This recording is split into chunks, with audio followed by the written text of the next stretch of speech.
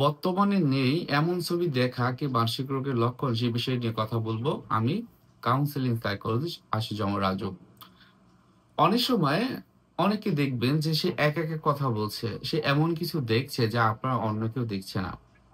ওটার কোনো বর্তমানে এটার কোনো অস্তিত্বই নেই অথচ কিন্তু তারা দেখে। এই যে দেখাটি এটা কি আসলেই মানসিক রোগের লক্ষণ কিনা? থাকলে সেটি কোন রোগের কারণে হতে পারে সেই বিষয়টি বলার জন্যই মূলত এই ভিডিওটি করা।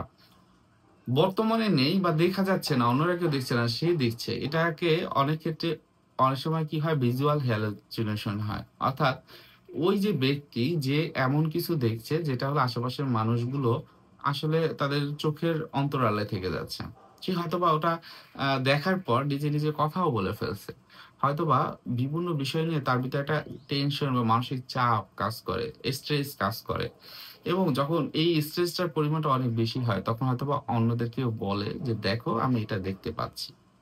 অথবা আপনার আশেপাশে যারা থাকে তারা দেখতে পাচ্ছেন যে, এই ব্যক্তিটি নিজে কথা বলছে, নিজে হাসছে, নিজে আ বিভিন্ন রকম অঙ্গভঙ্গি করছে। তাহলে এটাকে ভিজুয়াল হ্যালুসিনেশন বলে।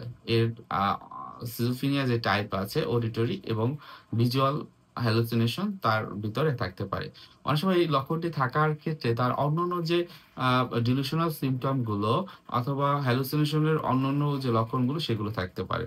তার ভিতরে ক্যাটাটনিয়া থাকতে পারে, আইসোলেশন থাকতে পারে বা অন্যান্য যে নেগেটিভ এবং পজিটিভ সিম্পটম গুলো আমরা যেটা বলি সিজোফ্রেনিয়ার ক্ষেত্রে সেগুলো কিন্তু থাকতে পারে।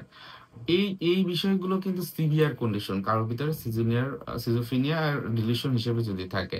তারপর হলো বাইপোলার ডিসঅর্ডার অনেক ক্ষেত্রেই থাকে।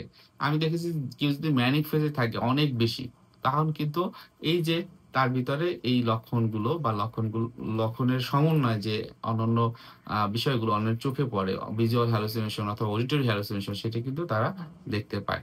এবং অনেক সময় দেখা যায় ডিপ্রেশন মোড এ যখন থাকে, লো মোড এ থাকে, কারো সাথে মিশছে না, কথা বলছে না, নিজের যত্ন নিচ্ছে না। তখনও কিন্তু এই যে তার ভিতরে ভিজুয়াল হ্যালুসিনেশন বা বাস্তবে নেই এমন ছবি কিন্তু তারা দেখে থাকে। আপনারা প্যারানয়েড সাইকোসিস এর কথা শুনেছেন? সেক্ষেত্রে কি হয় জানেন? ওই ব্যক্তি আ সবসময় অন্যকে হয়তোবা সন্দেহ করে। অন্যরা তাকে ক্ষতি করছে, ক্ষতি করতে চাচ্ছে। এই বিষয়গুলো তার ভিতরে থাকে। অন্যরা ষড়যন্ত্র করছে। সে সেইটি ভাবে। তাহলে এইটা যদি যখন প্যারানয়েড সাইকোসিস টা তাদের ভিতরে থাকে, তখন কিন্তু তাদের চোখের ক্ষেত্রে তারা কোন কিছু দেখে যেটা অন্যরা কিন্তু দেখতে পারে না। তারপর অ্যালকোহল অ্যান্ড সাবস্টেন্স অ্যাবিউস এর কথা যদি বলা হয়, অনেক সময় দেখা যায় যে অনেকে অনেক বেশি অ্যালকোহলিক হয়ে থাকে। এবং অতিরিক্ত অ্যালকোহল খাওয়ার ফলে তাদের এই যে ভিজুয়াল হ্যালুসিনেশন আমরা যেটা বলছি, সেটা কিন্তু তাদের ভিতরে আসে। এখন কথা হলো এই বিষয়গুলো যখন কারো ভিতরে কাজ করবে তখন কিন্তু চিকিৎসায় আসতে হবে। চিকিৎসার ক্ষেত্রে অবশ্যই ১ম এ ওষুধের চিকিৎসাটি আপনারা শুরু করবেন।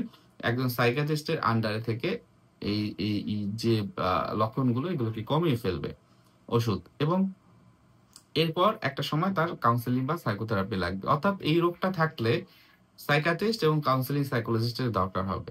১ম এই হয়তোবা সাইকিয়াট্রিস্ট ওষুধ দিয়ে তার যে এই যে লক্ষণগুলো একটা মাইল্ড টু মডারেট লেভেল নিয়ে আসবে। যদি পারে হয়তোবা তিনি ওষুধ দিবে। আপনার বাসাতে ওষুধ দেওয়ার পর সে যদি ঠিকমতো খায় তাহলে হয়তোবা হসপিটালে ভর্তি করানো লাগবে না। যদি তাকে হসপিটালে ভর্তি করাতেই হয় তার মানে হচ্ছে যে তার প্রচুর পরিমাণে এই আ লক্ষণগুলো আছে। সো সেক্ষেত্রে তাকে কি করতে হবে? এই হসপিটালে রেখে ওষুধের চিকিৎসা এবং একটা সময় যখন মোটামুটি একটু কমবে তখন কাউন্সেলিং এর চিকিৎসার দরকার হবে। কখনোই দেরি করবেন না। এই রোগগুলোকে আমরা সিভিয়ার বলি। অবশ্যই খুব খারাপ একটা অবস্থা থাকে। আ মা কারণ সিজোফ্রেনিয়া বলা হয় যে কয়েকটা রোগ মানসিক রোগের আছে তার সবথেকে কঠিন বা জটিল যে রোগটি সেটি অনেক ক্ষেত্রে সিজোফ্রেনিয়ার ক্ষেত্রে হয়। সো আপনারা অবশ্যই নিজেদের যত্ন নিবেন এবং এই ধরনের সমস্যা দেখা দিলে যত দ্রুত সম্ভব প্রফেশনাল এর কাছে যাবেন। সবাই ভালো থাকেন, সুস্থ থাকেন। আসসালামু আলাইকুম।